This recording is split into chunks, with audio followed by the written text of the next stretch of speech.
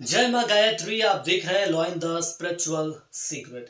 कैसे जाने गायत्री साधना में आप सफलता की ओर बढ़ रहे हैं। देखिए, एक ऐसा सवाल है जो कि हर साधक का रहता है। गायत्री साधना से साधक में एक सूक्ष्म देवी चेतना का आविर्भाव होता है। प्रत्यक्ष रूप से उसके शरीर या आकृति में कोई अंतर तो नहीं आता, लेकिन अंदर ही मन वो चीजें आगे बढ़ती जाती हैं। भीतर ही भीतर साधक को लगेगा कि हेर फेर हो रहा है, शक्तिशाली परिवर्तन आ रहा है। और आज हम जानेंगे कि कैसे साधक ये जान सकता है कि जो वो साधना कर रहा है वो सही दिशा में आगे बढ़ रही है या नहीं। देखिए, मैं एक उदाहरण आपको देता हूं। उदाहरण के तौर पर आप समझने की कोशिश करिएगा। मैं उम्मीद कर रहा हूं कि आप जरूर इस उदाहरण को समझेंगे। देखिए, सर्प के मांसकोश में जब एक नई त्वचा तैयार होने लगती है तो उसका लक्षण सर्प के शरीर में परिलक्षित होने लगता है। वैज्ञानिक दृष्टिकोण से उसकी देह भारी होने लगती है।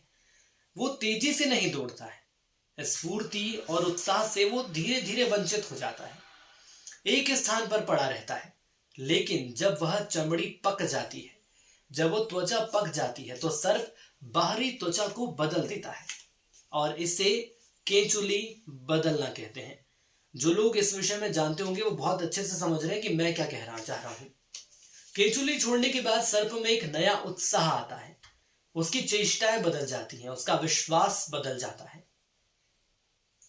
उसकी नई चमड़ी पर चिकनाई, चमक और कोमलता स्पष्ट रूप से नजर आने लगती है।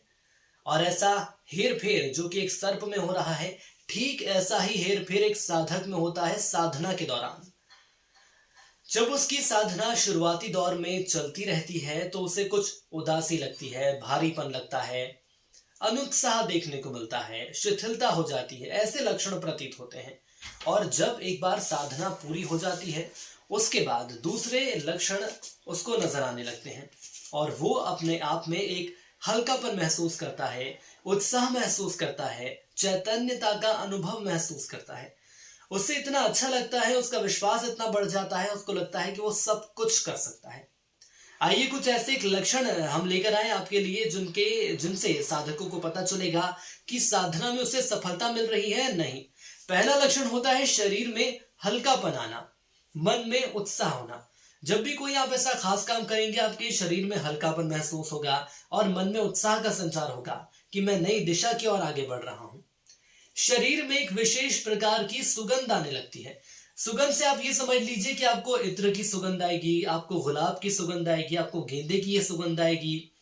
मंदिर में भक्तिमय माहौल रहता है उस वक्त कितना अच्छा लगता है, वैसा कुछ माहौल बन जाएगा।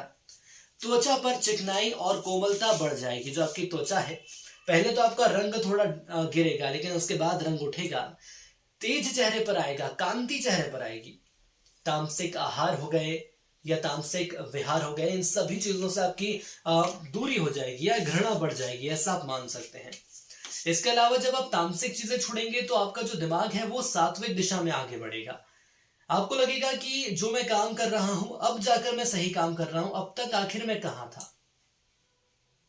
स्वार्थ का कम होना, परमार्थ का अधिक ध्यान बढ़ जाता है। बहुत सारे लोग ऐसे होते हैं जो कि अपने बारे में ही सोचते हैं, किसी और के बारे में नहीं सोचते। लेकिन इसके बाद सभी लोग ये सोचेंगे कि मैं ज्यादा से ज्यादा दूसरों के लिए क्या करूं। इसके अलावा आपकी आंखों में, आपके नेत्रों में तेज झलकने लगता है। आपकी दृष्टि इस पहले से ज्यादा बेहतर हो जाती है, पहले से ज्यादा चमक आ जाती है आपकी आंखों में। किसी भी व्यक्ति के कार्य के विषय में भी आपके विचार जो है वो मेल करेंगे। उसके संबंध में बहुत सी ऐसी बातें स्वमेव परिभाषित हो जाएंगी। मान लीजिए कि कोई ऐसा व्यक्ति है जो नया काम कर रहा है, उससे बन नहीं रहा है, और उस दौरान आप वहां पर मौजूद हैं, तो आप उसको बताएंगे कि इस काम को ऐसे नहीं ऐसे करो, तो वो चीजें सही होने लगेंगी। दूसरों के मन के भाव जान लेने में देर नहीं लगती। जी हाँ, दूसरे के मन में क्या चल रहा है, साधना की जब आपकी शुरुआत हो जाती है और सही होने लगती है तो आपको लगेगा कि आखिर इसके मन में क्या चल रहा है ये मैं सब जानता हूं। इसके अलावा भविष्य में कुछ ऐसे घटनाक्रम होने वाले, अच्छे हों या बुरे हों, उसका आपको पहले से ही भान होने लगेगा, जिसे हम सिक्स्थ सेंस कहते हैं। शाप या आशीर्वाद सफल होने लगते हैं। अपनी गुप्त शक्तियों से दूसरों का आप बहुत कुछ कर सकते हैं, लाभ कर सकते हैं, हानि कर सकते हैं, या तो उसको ऐसे अंधकार में पटक देंगे कि उसका जीवन कभी सही नहीं होगा, या फिर आप उसको ऐसे उजाले रूपी सूर्य के सामने ले आएंगे कि उसका करियर भी आगे बढ़ेगा, उसको नौकरी भी मिलेगी, वो बहुत तेजी से आगे बढ़ेगा।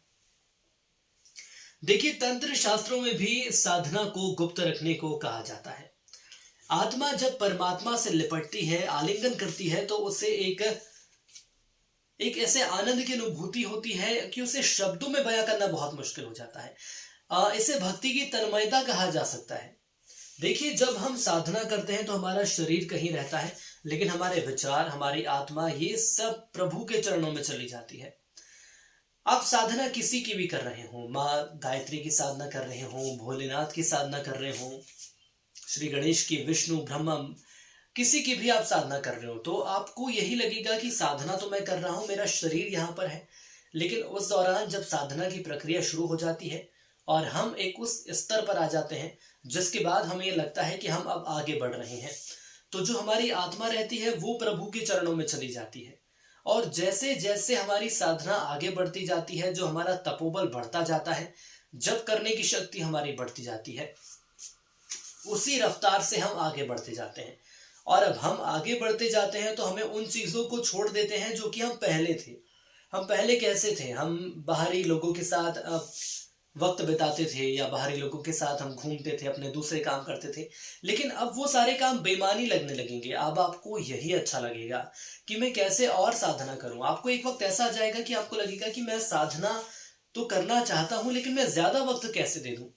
कई बार हमने ऐसे भी साधकों को देखा है जो कहते हैं कि हमें तो 24 घंटे भी कम लगते हैं। तो आप सोच कर देखिए कि इसमें कितनी एक आनंद की अनुभूति होती होगी, क्योंकि आपको ऐसे अनुभव होंगे जो आपको जीवन में नहीं हुए हैं। तो आप और आपकी आत्मा, आपका मन, आपका दिल, दिमाग यही सोचता है कि किस तरह से मैं साधना के क्षेत्र में आगे बढ़ता जाऊं। बहुत ही खास नियम मैंने आपको बताए हैं, बहुत ही खास मैंने आपको जानकारी दी है, और ये वो साधक जरूर समझेंगे जो इस वक्त मुझे देख रहे हैं, जो कि साधना के दौर में पहुंच चुके हैं और उनकी साधना शुरुआत से थोड़ी आगे हो गई है।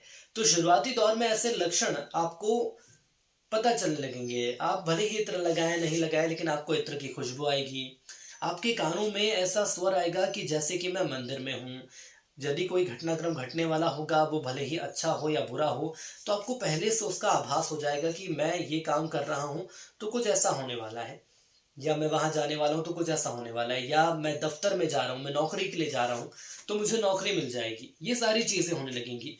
कोई व्यक्ति आपके पास आएगा, वो परेशान है, तो आप उसको देख के बता देंगे कि आखिर क्या परेशानी है तुम्हें।